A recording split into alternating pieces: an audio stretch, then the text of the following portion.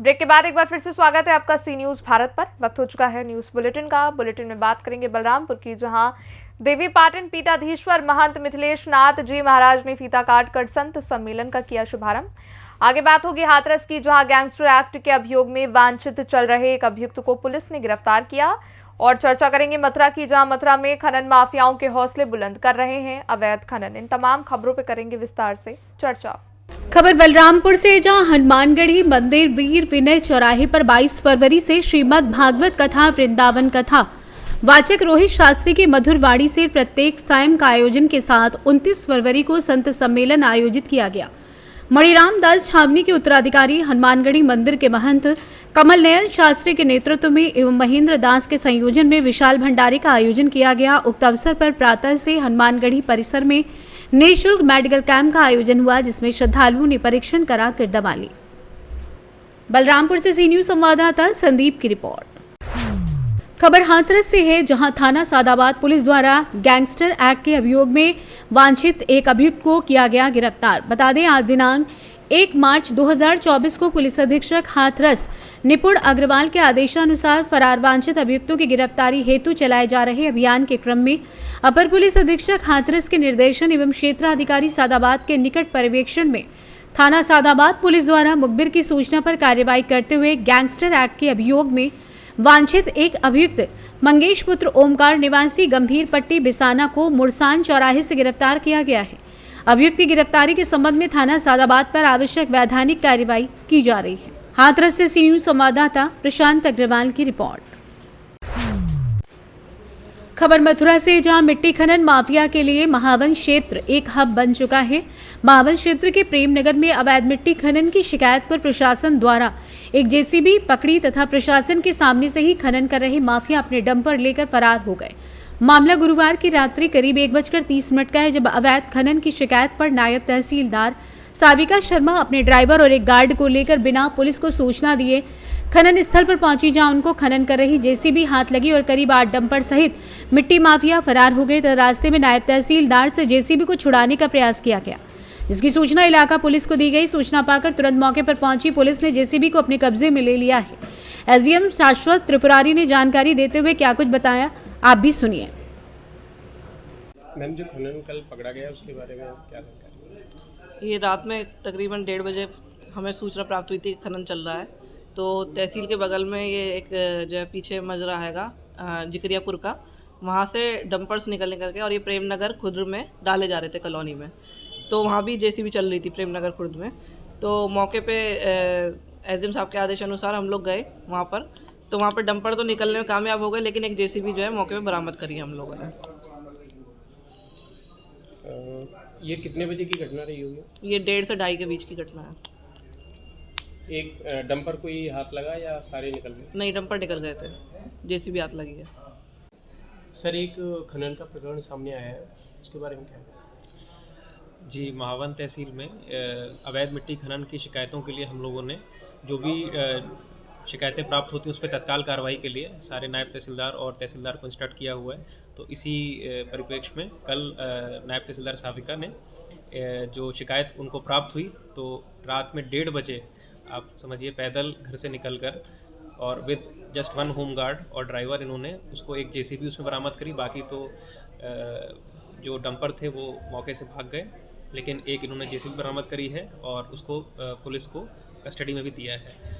तो महावन तहसील में ये स्पष्ट निर्देश है कि कोई भी अवैध मिट्टी की शिकायत अगर आएगी तो तुरंत मौके पर टीम पहुंचेगी और किसी को भी इसमें माफ़ नहीं किया जाएगा विदाउट परमिशन अगर कोई इसको कैरी ऑन।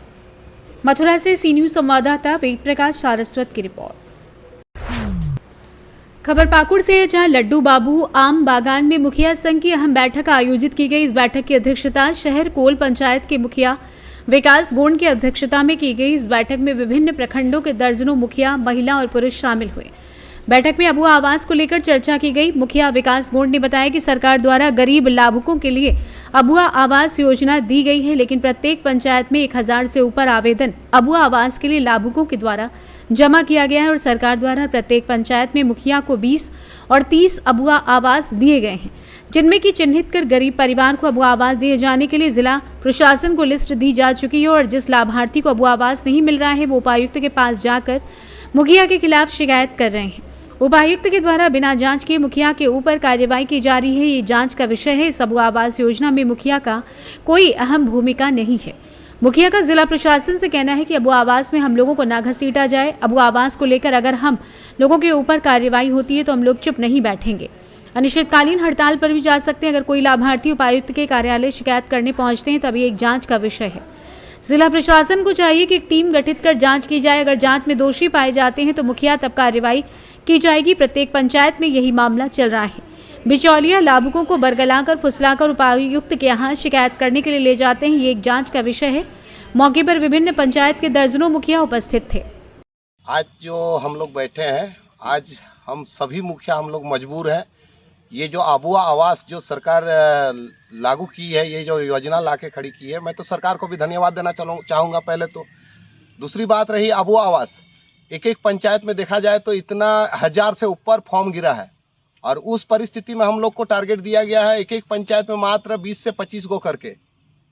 और इस स्थिति में जो अत्यंत गरीब को हम दे रहे हैं वो तो हम सिलेक्ट करके दे रहे हैं अत्यंत गरीब को, लेकिन जिसको मैंने नहीं दिया वो डीसी साहब के यहाँ आके वो शिकायत कर रहे हैं। और डीसी साहब, ये जांच का विषय है। अगर कोई पब्लिक वहाँ पहुँच रहा है सर के यहाँ तो वो एक जांच का विषय है, और बिना जांच किए हुए कार्रवाई हो जाए ये थोड़ा सा उचित नहीं लग रहा है। इसलिए आज हम लोग अबू आवास को लेकर सब दुखी हैं। इस अबू आवास में देखा जाए तो हम लोग का कहीं अहम भूमिका नहीं है, और अबू आवास हम यही चाहेंगे जिला प्रशासन से कि अबू आवास में हम लोग को ना घसीटा जाए। आपकी आगे की अब इस बैठक से हम लोग अब आगे की मुखिया हम लोग निर्णय ले लिए हैं। अब निर्णय लेंगे कि जो भी इसमें अगर हम लोग के ऊपर अगर कहीं दिक्कत हो रहा है अबू आवास को लेकर तो हम लोग अगर जरूरी पड़े तो हम लोग हड़ताल में भी जा सकते हैं।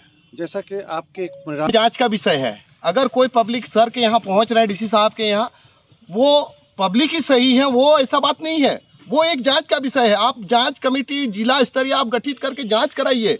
अगर जांच में अगर दोषी पाया जाता है तो आप कार्रवाई कीजिए। उसमें हम लोग एकदम निस्वार्थ, कहीं हम लोग दिक्कत नहीं है।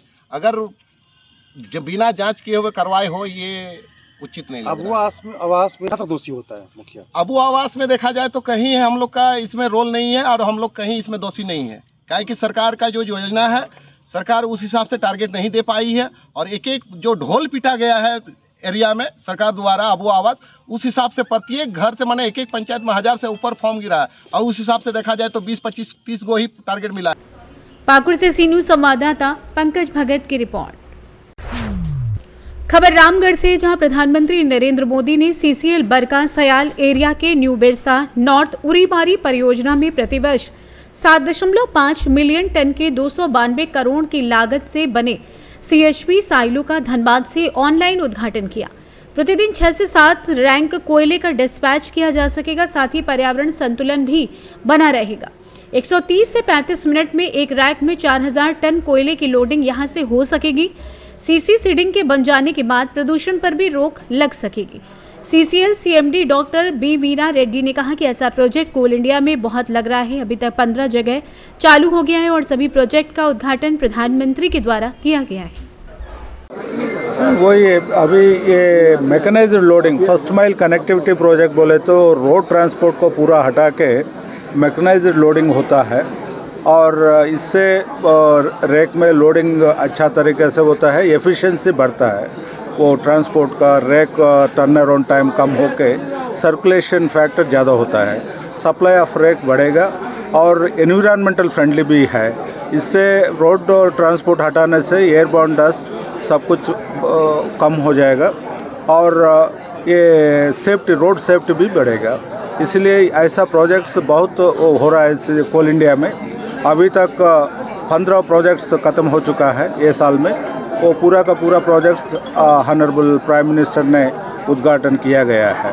रोजगार को लेकर क्या साल है? रोजगार का भी तो वो तो रहेगा, क्योंकि इसमें रोजगार का तो कम नहीं होगा, क्योंकि ट्रांसपोर्ट बेल्ट कन्वेयर से होगा, ये होगा, बट दूसरा रूप में कुछ मिलेगा। रोजगार तो कुछ डिफरेंस तो नहीं पड़ेगा।